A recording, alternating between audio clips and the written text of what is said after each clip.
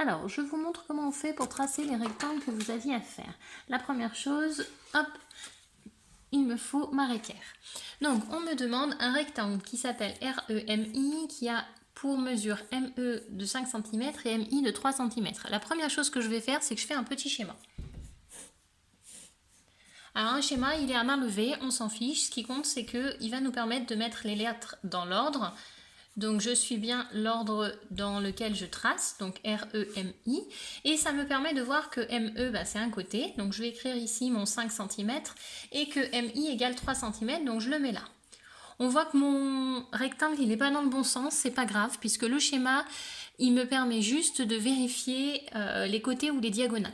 Ensuite, si j'ai besoin, je peux rajouter les codages. Ici, on a les côtés opposés qui sont égaux, j'ai ceux-là aussi qui sont égaux. Je peux rajouter les codages des angles droits. On a le droit de rajouter les codages sur le schéma, ça peut nous aider.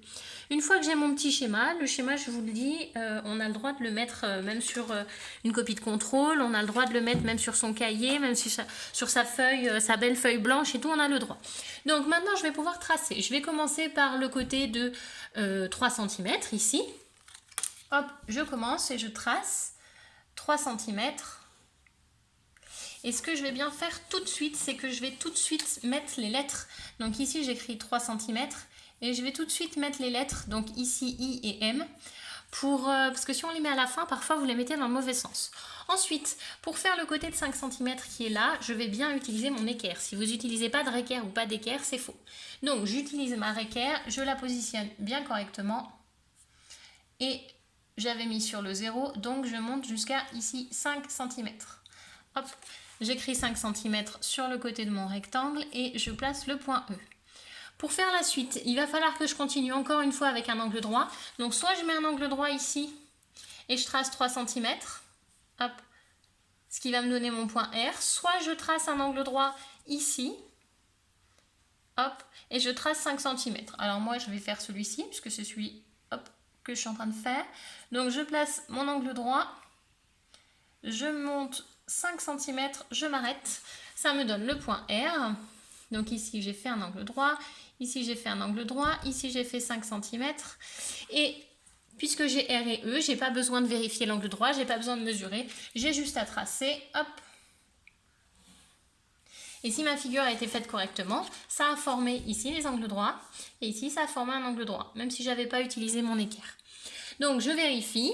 J'ai un rectangle, c'est bien un rectangle. REMI, il s'appelle bien REMI. Tel que ME égale 5 cm, ça marche. MI égale 3 cm, ça marche. Donc, pour vérifier que notre figure elle est juste, il suffit de reprendre l'énoncé et de vérifier sur notre figure. Pour le deuxième rectangle, il avait un petit piège.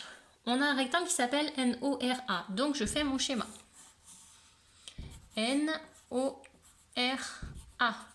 On met bien les lettres dans l'ordre de la construction. N-O-R-A. Et on ferme. On me dit que ON égale 3 cm. ON égale 3 cm, il est là. Donc l'autre aussi va faire 3 cm. On me dit que OA est égal à 5 cm. OA, il est là, OA. OA, c'est la diagonale. C'est pas le côté, c'est pas le même. On va pas obtenir le même rectangle, il faut faire attention. Donc ici, on va avoir une construction qui va être un petit peu différente. Par quoi est-ce qu'on va commencer? On va commencer par le côté ON, qui mesure 3 cm. Hop. Je l'appelle NO, qui mesure 3 cm. En revanche, après, on est un petit peu embêté parce que mon 5 cm qui est là, je ne sais pas à quel endroit je vais le faire. Donc, ce que je vais faire, c'est que je vais tracer ici NA. Donc, je vais tracer l'angle droit. Par contre, je ne sais pas combien il va mesurer mon côté. Hop. Donc, je trace et je trace et je trace.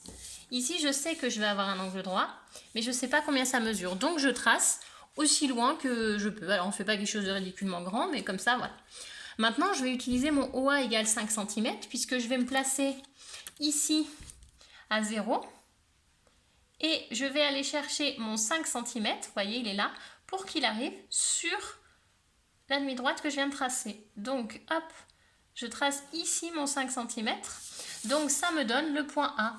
C'est ici que j'ai 5 cm. Donc, maintenant que j'ai mon point A, je continue. Ici, je vais tracer le segment là. Puisque j'ai trouvé le point A, je vais pouvoir faire un angle droit.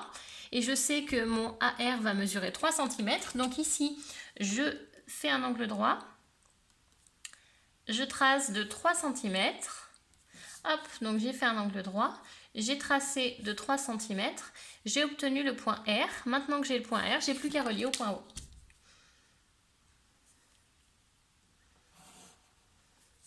Et on a le rectangle. On voit que le rectangle n'est pas de la même taille que l'autre. Hein. Le côté OR, il mesure 4 cm et pas les 5 cm comme certains d'entre vous ont dû le faire. Donc on vérifie. Est-ce qu'on a un rectangle? Oui. Est-ce qu'il s'appelle NORA? NORA, donc oui. On a bien ON égale 3. On vérifie. ON égale 3. On a bien OA égale 5. On vérifie. On a bien OA égale 5. Donc on a terminé notre construction.